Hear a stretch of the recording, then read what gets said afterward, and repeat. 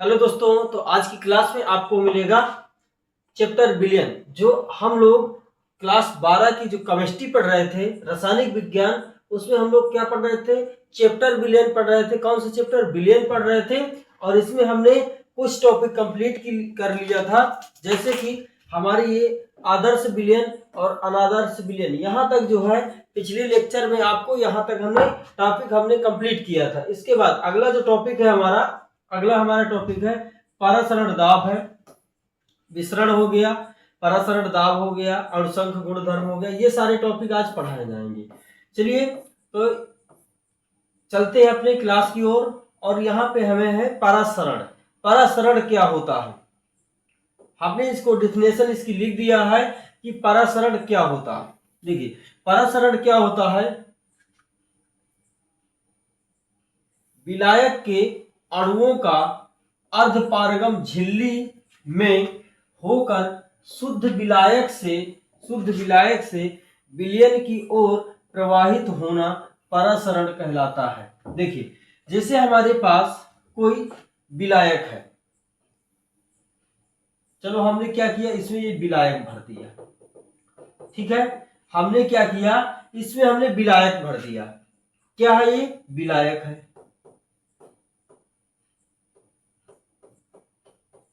हमने इसमें विलायक भर दिया। अब विलायक के अणु, जो अणु है विलायक के, क्या है? अणु। विलायक के जो अणु है, तो अर्धपारगम झिल्ली, यहां पे कोई एक झिल्ली हम लगा देते हैं। यहां पे चलो ये हमारी क्या है? अर्धपारगम हमारी ये क्या? झिल्ली। ठीक है, तो अर्धपारगम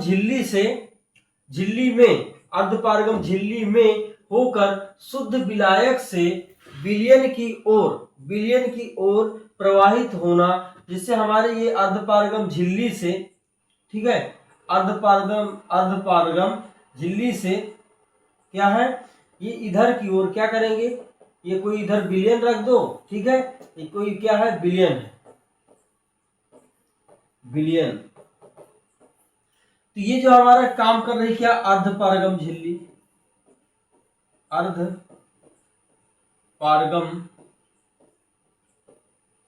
झिल्ली। ठीक है, तो इससे जो क्या अणु, किसके अणु? विलायक के अणु विलयन में जाते हैं, तो इस घटना को क्या कहलाता है? यानी और प्रवाहित होते, इस घटना को हम क्या कहते हैं?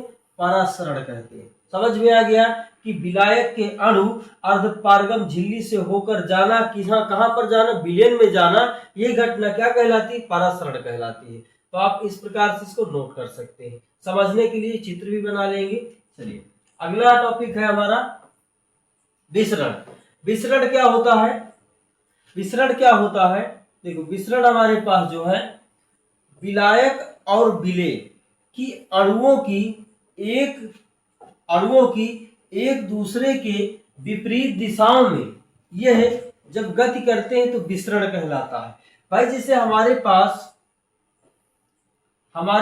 ये पात्र है। ठीक है, हमारे पास ये क्या? पात्र है। अब जो ये पात्र है हमारे पास क्या? विलयन है। समझ पाएंगे क्या है? विलयन है। अब विलयन क्या होता क्या है? तो विलयन जो हमारा बनता है विलेय और विलायक से मिलकर बनता है। विलेय प्लस क्या होता है? विलेय प्लस विलायक होता है। क्या होता है? विलेय प्लस विलायक। अब यदि विलेय है और विलायक भी है, तो इसमें कुछ अणु जो होंगे विलेय के होंगे और कुछ अणु क्या होंगे? विलायक के होंगे। कुछ अणु क्या है? ये कुछ अणु क्या है? विलायक के हैं। समझ पाए? तो कुछ अणु विलेय के हैं, कुछ अणु विलायक के हैं। तो ये घटना जो है, इनके जो अणु होते हैं तो आपस में एक दूसरे की दिशा क्या होती है? विपरीत होती है। इनकी दिशा, जैसे हमारे पास ये जो है, मान लीजिए किसका है अणु? ये हमारे पास विलायक का है। किसका? विलायक के अणु है, विलायक के अणु। ठीक है, ग्रीन वाले विलायक के अणु हो गए। और जो रेड वालों की बात करेंगे, चलो रेड वालों की बात कर लेते हैं। रेड वालों की, तो इसकी दिशा हम ऐसे कर देते हैं। तो जो रेड वाले हैं, तो ये क्या है? ये हमारे पास रेड वाले जो है ये विलेय के अणु है। क्या है, विलेय के अणु, विलेय के अणु। ठीक है, तो इनकी दिशा क्या है, विपरीत होती है। इनकी दोनों की दिशा क्या होती है, विपरीत होती है, विपरीत। तो जो इन दोनों की दिशाएं विपरीत होती हैं, तो इसी को हम लोग क्या बोलते हैं, विसरण बोलते हैं। समझ पाए होंगे। चलिए आगे बढ़ते हैं। अगला हमारा टॉपिक क्या है, परासरण दाब।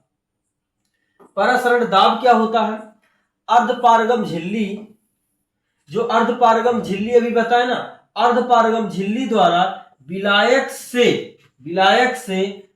अलग किए गए विलयन में विलायक के प्रवेश को रोकने के लिए विलयन पर लगाया गया दाब परासरण दाब कहलाता है। क्या कहलाता है, परासरण दाब कहलाता है। ध्यान दीजिए, जैसे हमारे पास ये कोई पात्र है, ठीक है, क्या है, ये कोई हमारे पास पात्र है। अब इस पात्र में क्या है, अर्धपारगम एक झिल्ली लगाना है। हमने यहां क्या किया, अर्धपारगम एक झिल्ली लगा दिया। ये क्या है, हमारे पास अर्धपारगम झिल्ली है। क्या है, अर्धपारगम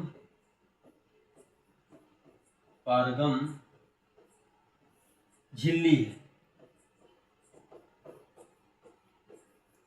ठीक है, अर्धपारगम झिल्ली है। अब जो हमारे पास क्या कहा गया है कि विलयन में विलायक के प्रवेश को रोकने के लिए, विलयन में विलायक के प्रवेश, चलो हम मान लो इसमें क्या भर देते हैं, इसमें हम क्या भर देते हैं, विलयन भर देते हैं।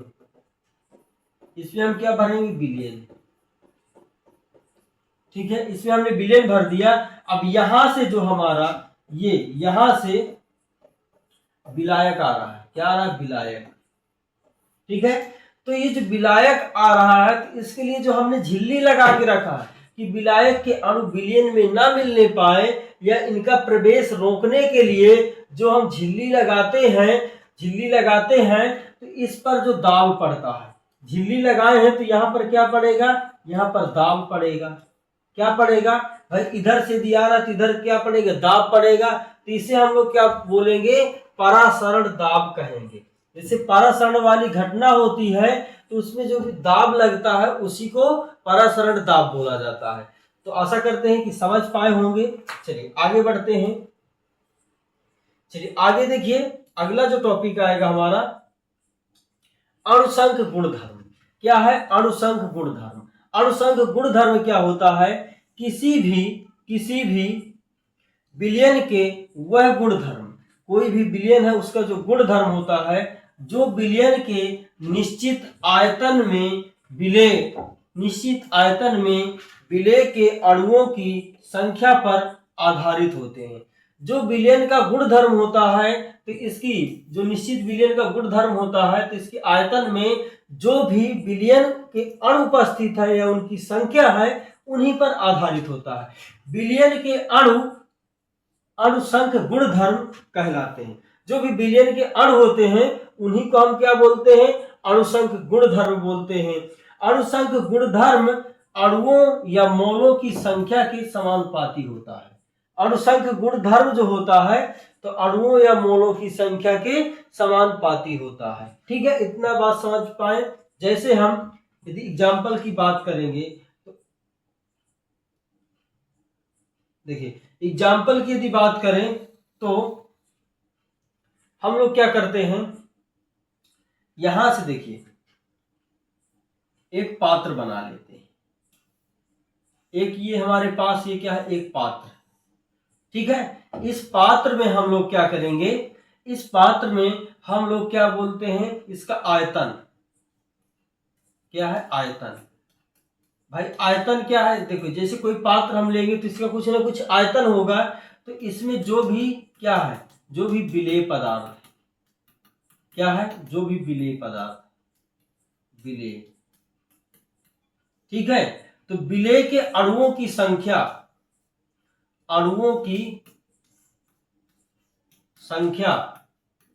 जो विलेय के अणुओं की संख्या होगी वही क्या हमारा अणुसंख गुणधर्म कहलाएगी। और अणुसंख जो गुणधर्म होता है तो विलेय की संख्या के समानुपाती होता है।